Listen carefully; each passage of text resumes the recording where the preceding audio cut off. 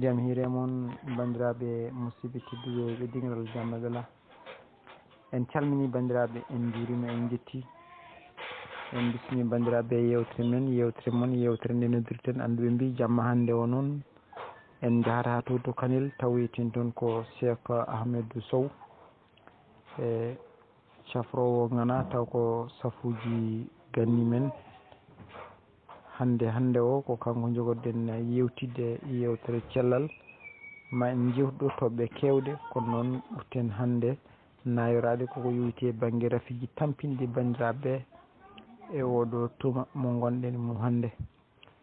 kono haade min woɗɗoyde ceerno Cheikh Ahmadou Sow min bismotoma e dingal ma jamma bela calmina bandiraɓe juuroɗaɓe on saaha garten jokken golle men. alhamdulillah wassalatu wassalam fi tasarif al-alim min zawati zati tatra ma kafani summalin wa sahabin sariman enen fof wasdal gawani. Assalamu aleykum wa rahmatullah dingaral jamma jengi wela mi salmini mona kala e rennugo fof bismillahi taala bima ceerjiɓe aci bismillah tafaddal mbaɗa hettima inchallahu taala. Docteur Cheikh Ahmed a bismama a jaɓɓama kadi aɗa sohlanoɗo kono jamma bela fof rendi wima bisimilla ma e nder ngoɗo bismago kadi amin jetta gonɗo sababu gaddudema ɗo e nder ngal ɗo dental musidɗo ma ɓi nene ma Diallo Moussa Samba mo Goudir e mbiyamo yettani sababu yettata Allah kono en jetti oɗon sababu mo ganduɗa gaddudema ɗo. Docteur Cheikh Ahmadou, hol docteur Cheikh Ahmadou sen jiiɗi wiide hol docteur Cheikh Ahmadou holno namdotoɗen walla holno mbirten hande o hol docteur Cheikh Ahmadou e holɗo jeeɗa e holɗo jooɗiɗa e holko woni gollal ma. alhamdulillah assalamu aleykum wa rahmatullah ceerno Djiby mboɗoma salminitoma kadi gongol inchallahu taala a namdima ɗo namdal ngal coftami jaɓade inchallahu taala no mbiɗa ni mi salmoniri musidɗam ceerno Moussa ko neɗɗo moƴƴo machallah ñagal mom konko no Allah ɓeydanamo tawfiq zahiran wa batin inchallahu taala. eyyi docteur Cheikh Ahmadou Sow ko affaire médecine traditionnel wonko waɗata kadi ko Kanel jibina ko Kanel mawni eyyi inde makko zati noon ko Ahmadou Mahdiou Sow ismu martaba o wiyete docteur Cheikh Ahmadou Sow eyyi ko Kanel jeyami ko ɗon kadi jibinami ko ɗon mawnumi ala kulli hal yeehi nokkuji kewɗi eyyi somi kaala ma ɗum ɓeydo juutde no feewi kono ala kulli hal tan inchallahu taala ko hunde janggane jottorade inchallahu taala mi salmini dingal ngal foof inchallah. jarama docteur Cheikh Ahmed. joni en natat tan e yewtere men tan guila hojomaji goppane. docteur Cheikh Ahmadou, holko woni tension, holko addata tension, holko saboto tension, so heeɓimane holno renorte? tension ko gueɗe gandanɗa hoore maɗa ɓurɗo hertorade mawɓe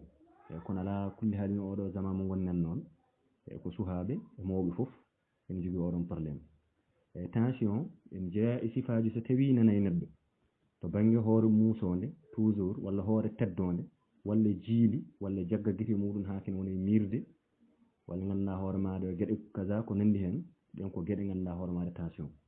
tension noon ñamduji meɗen en jeeya ko rokkata hen tension saabu neɗɗo so tawi suhagu ma saɗa selli saabu so ƴeewi hande ko mawgu ɓuuri heew wawde heftorade tension hande hay suhaɓe ne keeɓa eyyi kono noon so tawi noon ko mawɗo sa ƴeewi suhagu ma kattal mo joguiɗa no dillirta e sa ñaami hunde aɗa waɗa mouvement ji walla aɗa yaaha waɗa liggo eyyi sa yeehi noon ha ganduɗa hoore ma mawgu naatoyi sa jottima a waɗani ɗeɗon gueɗe foof eyyi ko ɗon hankkadi ganduɗa ma suharo yahata ne monta ganduɗa hoore maɗa gueɗe kewɗe ɗe ñamannoɗa dilla seeɗa ko dilluɗa ko wasa hokkude puissance doole e nder ɓandu ma ndu sa yeehi a jottima ko ɗum ko heftorma hankkadi monta eyyi ala kulli haal kadi e enen Fuutankoɓe nangue hoore e liggueyaji musɗi ɗe gueɗe foof koye gueɗe ganduɗa hoore maɗa tampinode e neɗɗo e tension inchallahu taala. eyyi wata junnade hen pour so gaddi namdal gongal mbawen jabade inchallahu taala. docteur Cheikh Ahmed a jarama en wayno a fuɗɗima sifade tension kono joni ina wayno en keeɓi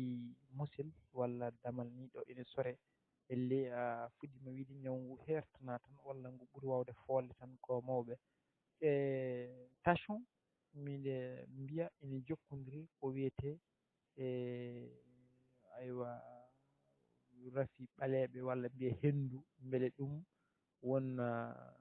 jokkodiral gongal hakkude tension e henndu walla ala beele tension yahata ko haaju mum henndu ne yahata ko haaju mum gati ɗen kamɓe ɗen kewi nande tension ko henndu tan mataw ko tubankore nde waɗi ɗum tension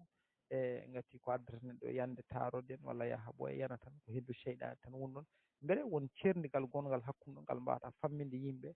ha mbawa laaɓede ko lombi hakkude tension e henndu. barakallahu fikum alhamdulillah eyi gueɗe ɗiɗɗe kalɗa ɗo henne ɗe gueɗe hen foof yahata ko banggue muɗum saabu sa wi tension a wi ref cheyɗani walla ref cheyaɗin ɗin gona gotum saabu tension en kaali mbiɗen koye ñamduji jomum heɓata ɗum ñamduji ma ɗi laaɓani walla gandanɗa hoore maɗa liggeyaji musɗi walla toujours yaade e nangue hoore température nguleyki on to heɓata tan hankkadi ganduɗa hoore ma jaggat ɗaɗi hoore ma ha e ngani ma foof hankkadi ganduɗa hoore maɗa watta teddude ref cheyaɗin ko seyɗani o an andi to tawɗa seyɗane soit seyɗane o ko tawma soit ko a tawɗo ɗum walla ko caggal futuru keɓɗa ɗum walla ganduɗa ma ko wurta e ma walla allahu alam no keɓirɗa ɗum ɗum noon ko banggue mum yahata wadde so tawi ganduɗa mbiɗen ɗum ga koye ñamde ma walla e tampere ma ɗum ga keɓata ɗum koye yaadu feccere jamma walla keɓata ɗum koye caggal yaade toujours caggal futuru walla keɓata ɗum ko famille moɗon ko famille gandanɗa hoore ma haɓɓotonoɓe ɗeɗon banggueji eyyi kadi hayno waɗata ni wona gotum eyyi hayno waɗata ni wona gotum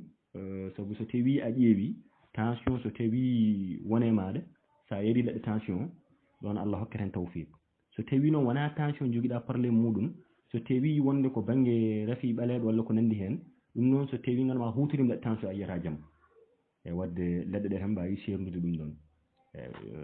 gueɗel hen foof yahata ko banggue mum tan pour ɓekkina inchallah. Docteur Cheikh a jarama seydi Sow a fuɗɗima serdande en keɓal ref cheyɗade e keɓal tension laaɓti e kono ko wiyete ABC woni paralyse beele ɗum ɗon ne wiye ko tension addata beele ɗon ne holko mbawata artande en beele asli ABC e tension ne jokkodiri walla ala ABC yahata ko banggue mum tension kayine ko yahata banggue hono no cerdirɗa ɗum e ref cheyɗade walla ref henndu eyyi rafi woni paralysme aɗa andi to jeeyata ɗo rafiji ɗi toujours so tawi woodi rafi gadiɗo ma konko jibinta rafi goɗɗo o ɗum noon ko joué ji microbe aji jouɗi e nder ɓanndu neɗɗo sabu hannde exemple emo mbawmi sifanadema exemple sabu so tawi a wiyama sa joguima siti do home siti sa joguima ɗum trop tard ka keɓowo imori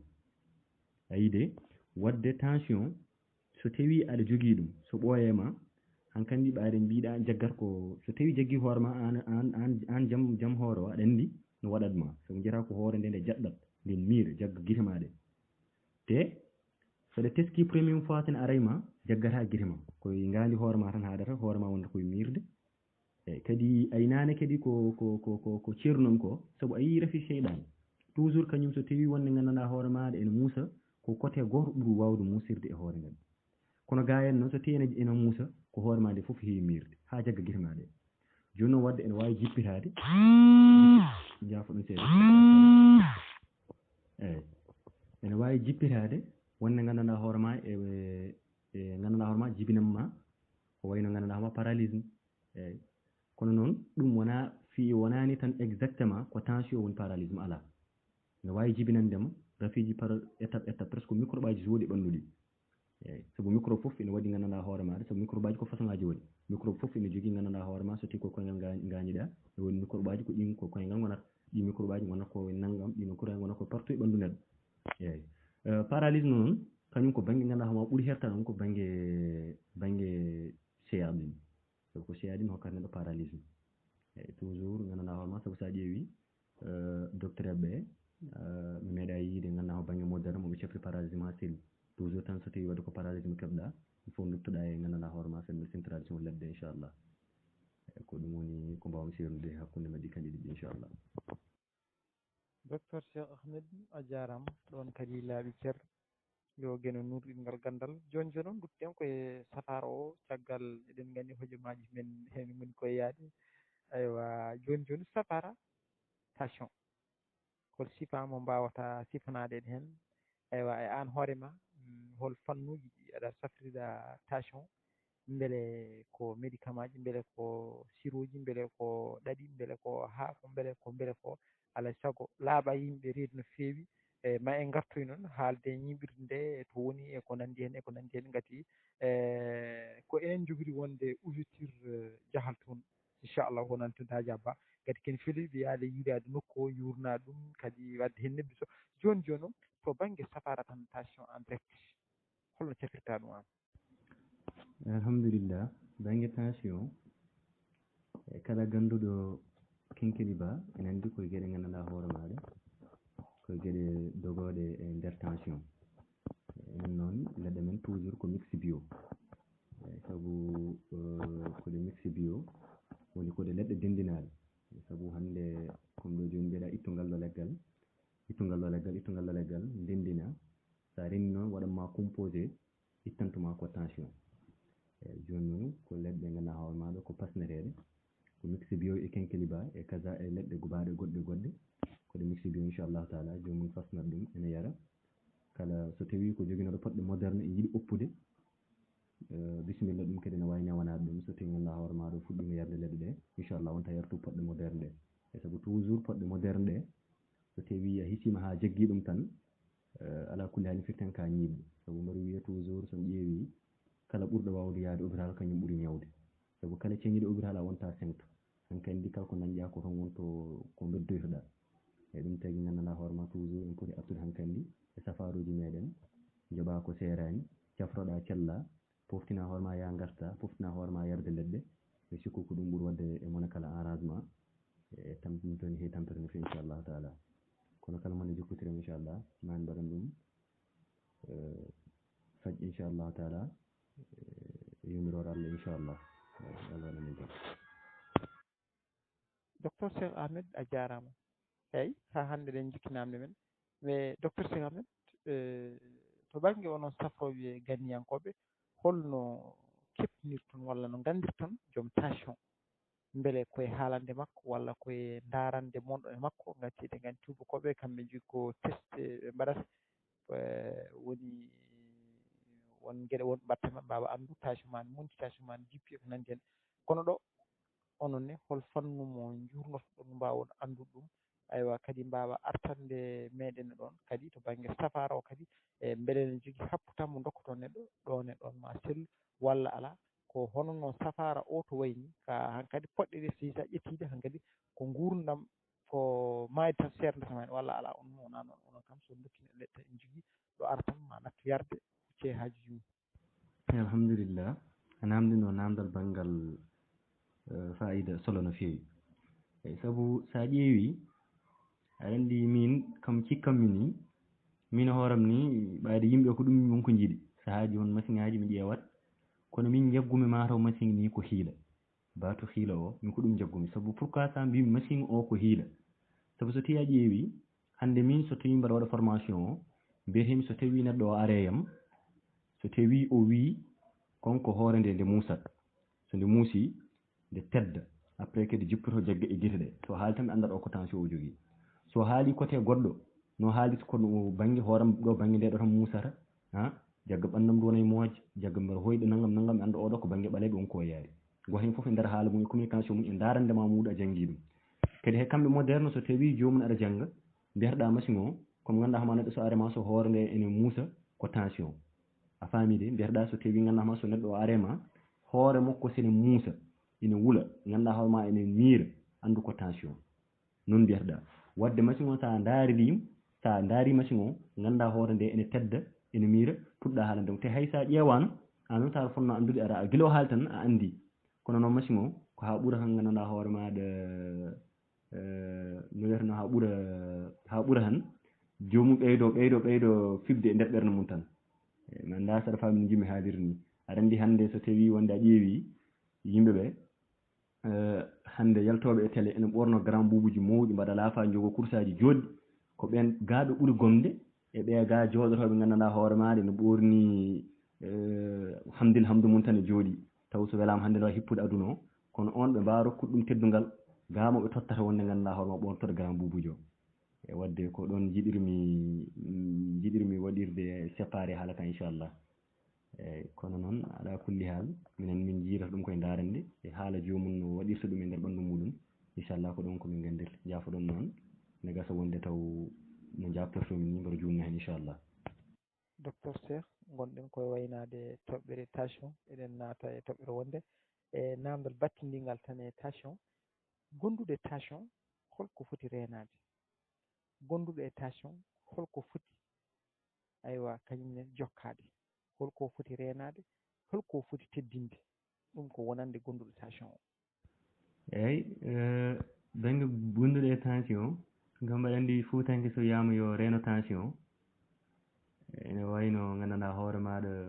ka biiɗo yo yaltu fuuta ni sabu hannde so tawii mbaɗa wiima ya reen tension mbiyamama ko yaltu fuuta sabu fuuta tan ko tension fuuta tan ko tension eeyi sabu hannde ngulehii heewki jomum yo reeno yaade heen liggeyaaji muusɗi koye no ngese en walla ko nanndi heen ɗe geɗe fof so tawii nganndanɗaa hoore maaɗa aɗa jogii tension tampinete ɗon noon ko tension montoo ko wayno ngulehii en walla nganndanɗaa hoore maaɗa ko mbimami ko liggeyaaji muusɗi en kadi ñaamde won seerte ñaamduuji nebam kewɗo men ɗen fof geɗe nganndanɗaa hoore maaɗa ko geɗe leftoɗe neɗɗo tension no feewi kadi so woni noon ko jippotooɗo o joomum hoto jaɓaɗe hiidude haa ɓurta sabu so a hiiɗii haa ɓurti tan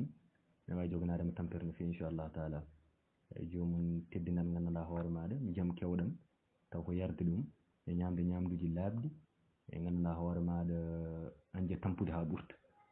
eyi walla hay sen liggoo taw wonaa liggey naange walla ko liggeyaaji cattuɗi ɗiɗon tan inchallah eyi ko ɗum tan woni so joomum waɗii ɗum Allah ne waawi heeranaade ɗum hakkunde mon e tension inchallahu taala. docteur Cheikh Ahmad joni paaɗen koye toɓɓere faible sexuel woni gorko jawɗo jippinde ndadduɗi ɗum ɗon noon eɗen nganndi on refi kam hannde ne heewi ɗo kadi miɗa anndi a heewat ɗo teyaneeɓe no feewi no feewi no feewi jooɓɓe ciiciiɓe barinaaɓe jaajaaɓe njaayɓe wonɓe ɗo ɓe fof hannde mbiɗa anndi ɗo kam so tawii chaine youtube aji a mbaawa kam inchallahu taala maɓe njaa ɓe ceŋoyo toon hannde ni e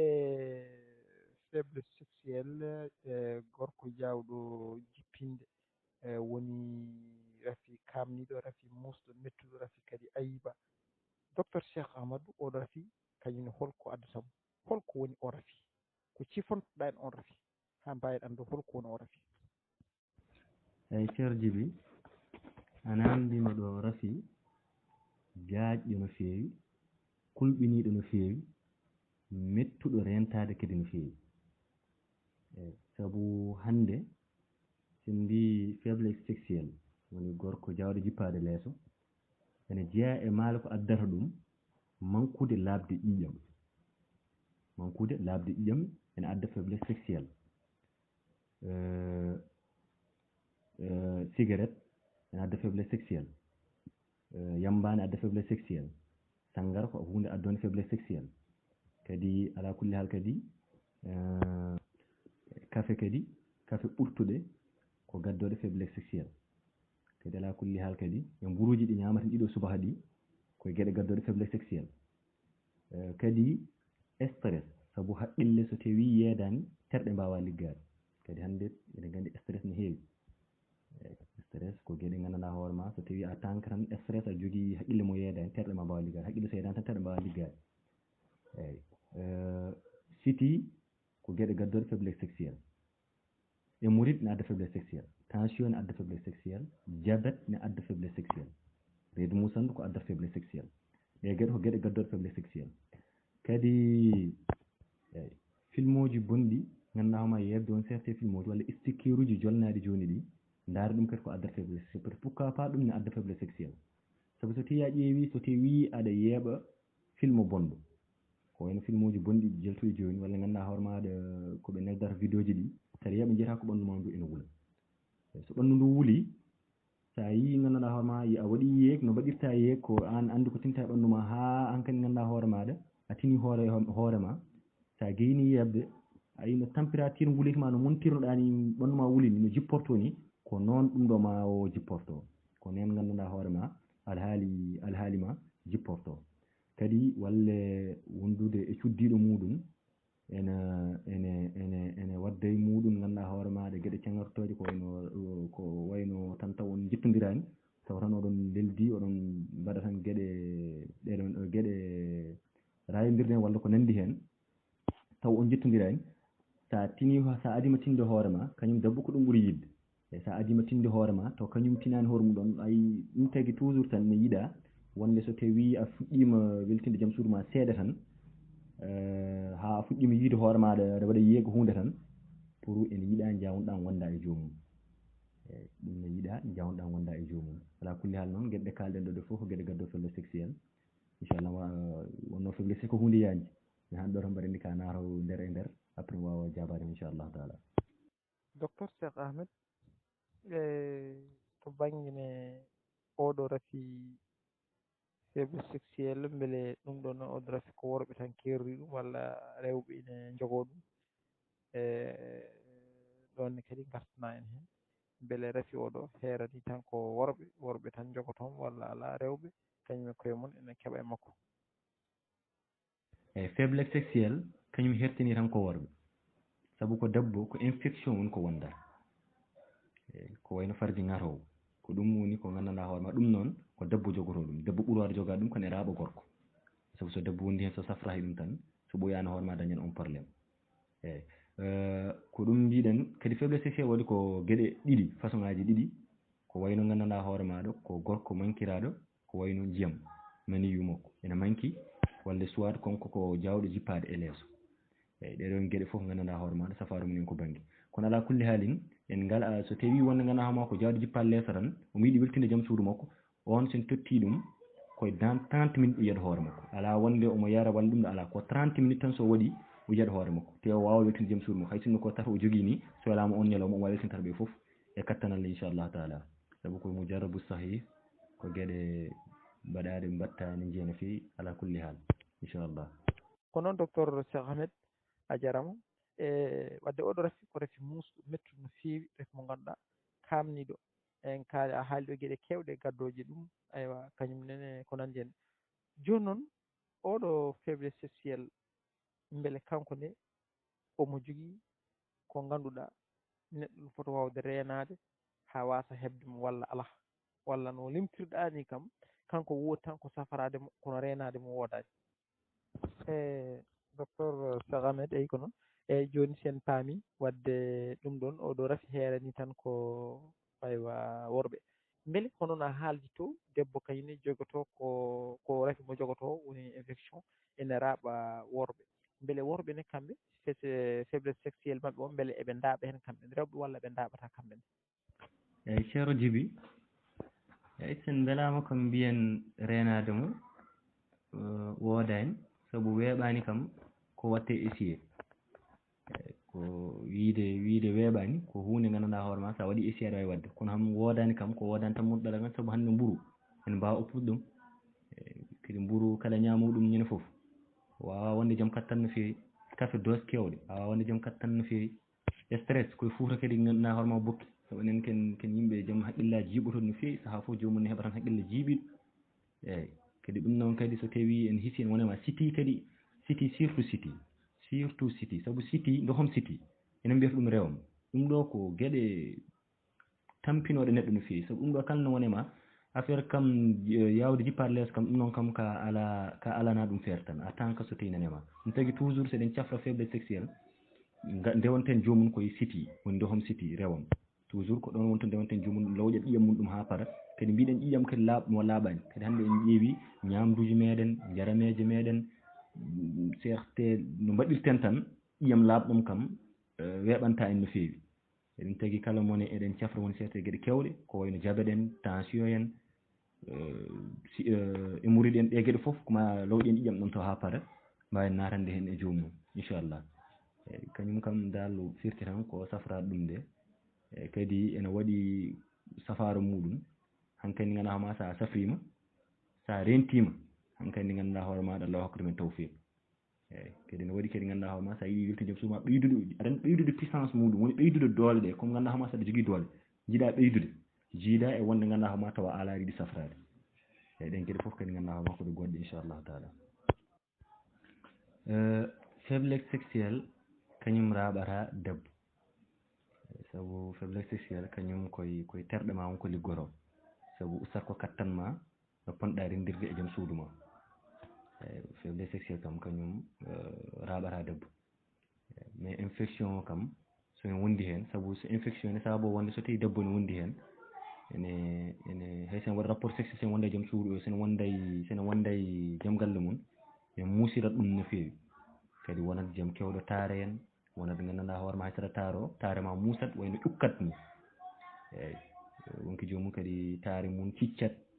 ala kulli hal jafoɗon e konngol he seeɗa ɗum konko banggue rewɓe heftiri mais jiida e ɗum ɗo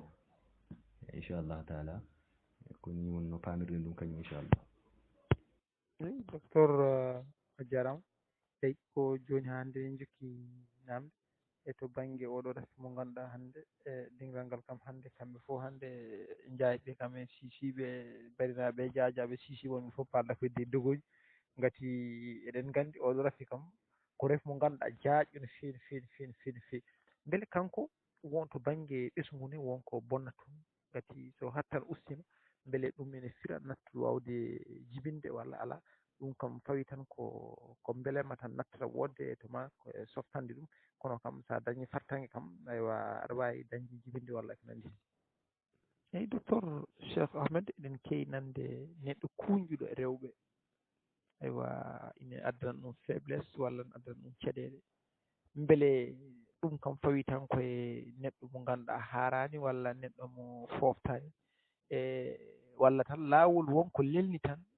neɗɗo no foti wawde hutorade debbo beele comme no sen koddiri e nder semaine no foti wawde yettade joom suudu mum taw ne wawi rende cellal mum walla ala ɗum ala dottode ɗum kono neɗɗo yiiɗi foof tan aywa jayɓe kam e sisiɓe mbiɗa andi cikkat tan ko ɗum ɗo ko hande ndeɗo yewtere ko koye ɗuure ɓe piya kono ko ɗum tan wonata namdal men joni beele mbawi hen wallodirde e bandiraɓe gati e ɗum ɗo ko gueɗal cohligal yimɓe no fewi no fewi no fewi ceerno Djiby mi salminima barakallah eyyi faiblesse sexuelle addanta neɗɗo wasde jibinde faiblesse sexuelle addanta neɗɗo wasde jibinde eyyi ko saboto neɗɗo wasde jibinde ɗum ɗon ɓuuri wawde wonirde ko e debbo ɗum wiyete ko fibron so tawi wona e debbo o wawa jibinde eyyi saabu noon ene wiyano hakkude makko gandanɗa hoorema so tawi fibrom nana e makko pourquoi pas o wawa jibinde presque régle aji makko cellata saabu so tawi a ƴeewi régle aji juɗɗi ɗi dartora o dañata walla o daña soit o yiya seeɗe daro o yiya seeɗe kadi daro ko wayno o yiya hande jooɗo une semaine wasa arde kadi ha une semaine o timma kadi o yiya caggal muɗum walla won yimɓe mo jiyata ɓe jiyata régle tan muɗɗalakan rewɓe jiyata régle ɓe noon ko ɓen goni gandanɗa hoorema ɓe jibinta ɗum tagui mbiɗen kala ƴiyowo régle kala ƴiyowo ƴiyam fiiɗo omo jibina heddoto ko cellal ɓandu makko walla ala o sellani eyyi woni noon aɗa yiiya yimɓe ɓe jibina ɓiɗɗo wona ko foskus woni ɓiɗɗo mo timmani ɗum noon wona ko probléme debbo soit gandanɗa hoore maɗa debbo o omo jogui régle aji makko cella o yiya seeɗa darto on hankkandi hay sinno ɓiɗɗo o en tagui e nder leydi he taw ko régle o mum mo sellani o wawa dañde ɓiɗɗo timmuɗo eyyi wadde noon wadde bokkani kañum e faiblesse sexuelle bokkani wonde hadde debbo jibinde inchallahu taala eyyi kadi gorko o wonta e hewani wonde e probléme ganduɗa hoore maɗa e banggue gorko o haɗata ɗum tan ko dañata beelamma hayso joom suudu mum sohli ɗum kañum amata ɗum walla kaza e ko nandi hen inchallahu taala eyyi ha joni ko artude e namdal ma to banggue beele neɗɗo ene jogui no foti yettorade joom suudu makko walla ene jogui balɗe ɗe foti wawde yettade joom suudu makko ala ɗum ɗon ala e ɗum ko la wala eyyi saabu enen julɓe toujours poɗɗen janggude ko ñaguine neraɗo Allah sallallahu alayhi wa sallam saabu eɗen tesko wonde ni Touba kala raafi mo ronkani omo heewi wiide sellata so neraɗo sallallahu alayhi wa sallam no wiima kala raafi mais waɗi ko sellintum heddoro jomum anda walla wasa andude wadde firtani mi andana tan ɗum ɗon sellata eyyi joom suudu ma kala no belɗa ko noon jettirtoɗa ɗum kala jour mo belɗa hoɗo jettorɗa e sabu mbiyata wonde neɗɗo o foti koye wadde ni walla naggam inchallah eyyi joni noon ɗum noon kam wonani on probléme o bani inchallah. docteur Cheikh Ahmed a jarama joni dutto en tant que safar o gati waktuji nana pooɗo eɗen keddora toɓɓe tati kurɗe e won noon hunde nde ne weeli sen ndewi tan wawi waktuji e ñaama ɗum ha kono bandiraɓe foof ne beltanoma no feewi en keeɓi rewɓe kelle men keeriɗe ɗabboɓe jokkodire kadi machallah kono en kolliɓe tan e to banggue ñiɓirde ma totte ɗo jokkodire ɗe foof ma totte ɗo jiɗɗo hebdema ɗo ñii nokkuji ma goni tuggude ɗo e nder leydi Sénégal ha Mauritanie ha Nakco ha e Mali ha Guinée kala ɗo cate ma goni fof ma sattan ɗo bandiraɓe ɗum noon kadi ɗum kadi ko artirde hakkille e bandiraɓe inchallah ɗum fof ma haaloye toon e ceerno walla mbiyen Cheikh Ahmed e joni joni garten koye safara he oɗo rafi kamnide météo faible sexuel kañumne ɓeɗa safara mum yeey walla yawani ko wona ɗum beele an hoorema aɗa safra ɗum e hol mbaadino aɗa safrira ɗum. alhamdulillah ceero Djiby machallah weltima e namdal ma no feewi eyyi faiblesse sexuelle mbaɗa safra ɗum no hannirta ni inchallah kono mbinomami ni ko façon ngaji ɗiɗi won ko woni muɗum ganduɗa hoore maɗa o so tawi wonde no haalni en no waɗata mo eɗen gandi o kam hayso yarani leɗɗe renforcement sexuel ɗe won leɗɗe tan so looƴi wofde makko ɗe mo heɓan 100%. kadi neɗɗo omo wawi hebde ni taw mo jogui kattan kono mais omo yiiɗi gandanɗa hoore maɗa weltinde joom suudu makko saabu hande sen ƴeewi rewɓe ene ɓuuri worɓeɓe ɗo heewi ɗon kadi ko en namdi narande juutande eyyi ɗon sen mbiyan nata ɗon ne juuta no feewi saabu hande rewɓeɓe wonko ɓe ɓuuri worɓeɓe eyyi gandanɗa hoorema ɗum tagui yafude konngol he debbo hande jondintoɗo ɓe mbi weeɓani hande so tawi wonna ganduɗa hoore maɗa sa bima wonde jomumen ha jaaha dokkira koye mumen walla ko nandi hen ɗum noon ko wasde jondinade ɗo heɓannoɗo e ala kulli hal kala jokkotirɗo e meɗen ɗum ɗon mani mbaɗi ɗum fat inchallah ma cofa ɗum ha o sella hen taw mo alano haydara walla jiɗɗo ɓe ittorade foof inchallahu taala eɗen mbawi wallude ɗumen inchallah eyyi jarama docteur Cheikh Ahmed wadde joni morlal jiri tan mbatten ko toɓɓe joyi cuuɗiɗen oɗo jamma hannde ina wayi noon eɗen gandi waktuji pooɗi ene poti uddide ɓoggol ngol kono mi sikki Cheikh Ahmed en lowaɗo hissino ko estomac tan e ref mo ganduɗa hannde kañumne ko kamminɗo ko mettuɗo ko musɗo hol ko woni estomac holno mbirata min estomac hamin paama ko woni estomac. eyyi estomac kañum ko ɓernde muusonde eyyi ɓernde muusonde walla wulonde walla riƴƴonde eyyi a suusa ñamde ko heewi jamma a suusa hiirude ha ɓurta walla a suusa ñamde ko wayno nebam walla a suusa ñamde ko lammi walla mbiya a suusa ñamde ganduɗa gueɗe kaɗɗe goto foof tan ganduɗa hoore maɗa no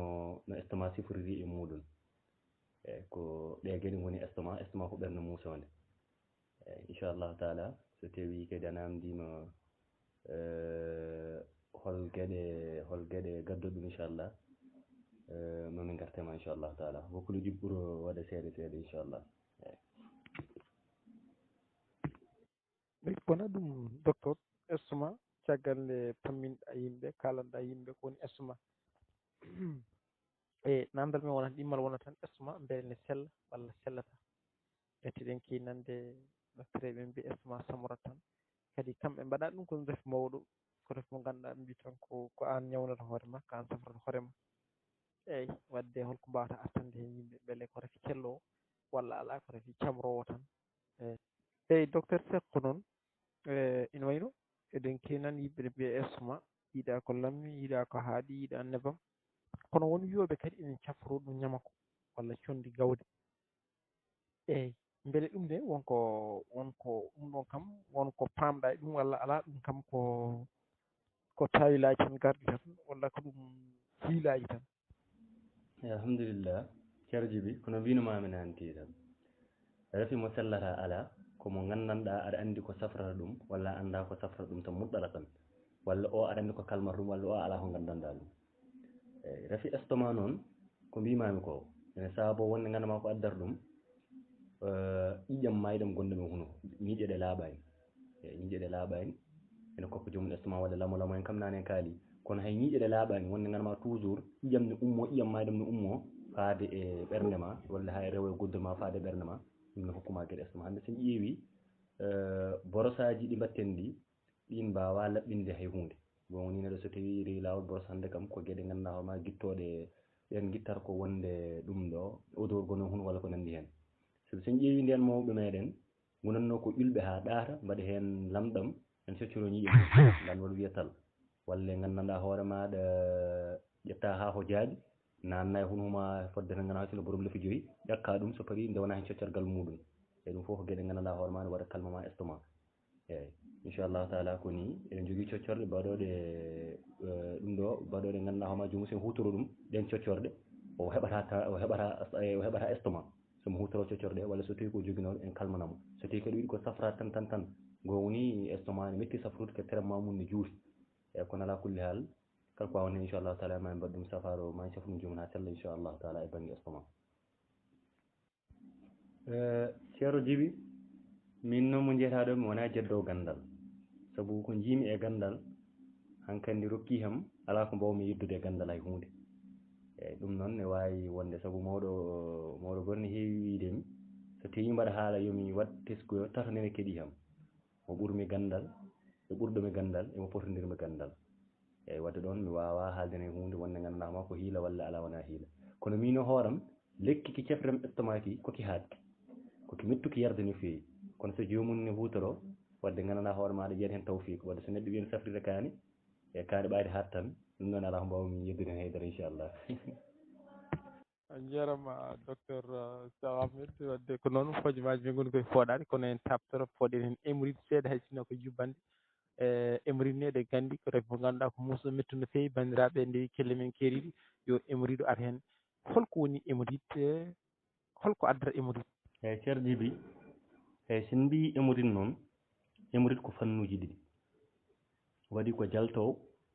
waɗi ko gonno nder o noon rokkata jaltowo saabu a dorto e ma ko nder ha watta yaltude eyyi émoride rokkata ɗum ko mbiyan ko ha joni koye siti saabu siti so ɓooyema e ala kulli haal a dañat émoride par siti woni ko serata reedu eyyi so reedu seeri noon gandanɗa hoore maɗa aɗa fonno yaltoyde a yaltoyani ñamɗo fof heddoro ko nder reedu ndu ferat waɗa ballonnement wona e muurde woni joɗɗa na diirali ene diira nder to eyyi hankkandi température o yaltata taw ko naati ko toon yahat noon ha bonna mani yuma wonde ganduɗa hoore maɗa hayso sikkodire joom suuma wona jawɗo yaltinde émoride ne joga e sifaji ganduɗa hoore ma so jomum wondi hen mbiyami reedu mum ferat hay ñamdu muɗum produit ko caɗele kadi rutti ron kadi yarata rodde jogoto keesi muusoki jogoto gandanɗa hoore maɗa koyɗe jaaɗoɗe muusode kadi jogoto probléme ganduɗa hoore maɗa ngaamele hewnde eyyi pourtant no mbiɗen ni ɓayde ganduɗa hoore maɗa ta wuɗɗi ene dabɓiɗi eyyi ko ɗum woni sifa e émoride gonɗo bowlo noon jomum so tawi ene joguimo eyyi so yeehi tarodde wonat tampowo e banggue ganduɗa hoore ma yaltirde muɗum eyyi saabu ko wuude wonde gama yaltat woni wiyoɓemi ɗo so gaari ma ƴetta fiɗene mumen nattina eyyi ɗum ɗon foof ko musiba kadi ko gueɗe tampinoɗe bani adama no fewi ala kulli hal docteur Cheikh nani émoride no hannirta ni wadde joni gartanta hen hay sinno ko cettuɗinal to banggue cerdigal safara majje beele kanƴi fof ndenndi safara walla ala moni fof safara mum beele an hoore ma aɗa safra ɗi beele safara o kadi ko temps juɗɗo namdi walla ko temps dabɓo eyyi safaroji mbaɗi wona gotum eyyi kono mais a wawa safrude émoride ga a safrani siti c'est impossible toujours so tawi jomum ne jogui émoride ko do traitement foti ƴettude siti e hoore muɗum a wawa safrude ga a lawƴani ƴiƴam jomum ɗam il faut lawƴa reedu ndu ha para puɗɗa safrude siti o kadi inchallahu taala no mbiɗa ni eɗen cafra ɗum kandi fannuji ɗiɗi fof inchallah Cheikh Amadou so neɗɗo yiiɗi jokkodirde ma holɗo rewata no foti ñiiɓirde joguiɗa dépôt ji beele ɗo e Sénégal tan gonɗa walla ko Kanel tan taweteɗa walla so neɗɗo yiiɗi hebde safruji ma hol numéro ma mo ƴettata aywa gartanaɗi yimɓe hen no keɓortoɗa taw ko urgent nder leydi ndi caggal leydi ndi kala. alhamdulillah ceerno Djiby machallah kadi gongol lawol inchallah ma ɓuuri yañan no feewi kadi on saaha kadi so gongol arti mi totta ɗon numéro am privé woni gandanɗa hoore maɗa taw ko o woni numéro am keroriɗo taw jiida numéro safaruji he eyyi saabu hannde waɗi message uji garoɗi waɗi appel aji ɗi jiiɓade seeɗa kono ñawn inchallah mo hokku ƴetten hecci ɗon toɓɓe ɗiɗi pacciren ɗe jaññeɗe nanɗe haaɗe jaaji inchallahu taala eyyi eyyi min kam kabine mawɗo o jooɗi ko Kanel e kabine o nen Dakar nan to France nan to Ndar eyyi nan kadi gandanɗa hoore maɗa Mauritanie kono Mauritanie en ɓeeɗo e ɗiɗo e ɗeɗo gueɗe wayno France en noon Congo en Gabon en ɓen ko yimɓe tan gandanɗa hoore maɗa ɓe jokkotirɗen to banggue safaro ɓe cafrunoɗen jooɗini en toon gandanɗa hoore maɗa wadde jomumen ne gadden andude toon tan dal eyyi ko jiyaɓe ɓe gadden andude so tawi eɗen nelda koye muɗen neldeten après jomumen ɓe kokka adresse mabɓe woni poɗɗo ƴettude safaro mum o e ala kulli hal wawa jokkotirede inchallah eyyi numéro oɗo kala jokkotirɗo en heeɓa kadi eɗen mbawi neldude sen paariɗo affiche goto affiche o ko numéro aji ɗi gooni hen e kala jokkotirɗo e affiche aji inchallahu taala ene wawi hebde no yiɗiri ni inchallahu taala affiche o no prix ji ɗi e foof inchallah e clinique o holno wiyete to banggue clinique o holno wiyete aywa kadi to banggue clinique o so neɗɗo ari ɗon aywa comme no mbeɗe waɗi ko cuttiji walla ala ko holno siifa no clinique o natirte kadi gartana hen bandiraɓeɓe. eyyi cabinet o walla mbiyen clinique o wiyete ko Godel noon ko taniraɗam jibinɗo mamam e kañum e Botol Saw Haho en jontiɗeno e jamanu goto kadi ko famille goto ala kulli hal eyyi cabinet o koye galle babam o woni eyyi jippirde hoɓɓe nani hen e kala fannu bawɗo woniri so joomum ummi ko caggal wuuro so ummi ko kala ɗo wawi ummorade so yiiɗi neldede so ara foof ne yaajani joomum inchallahu taala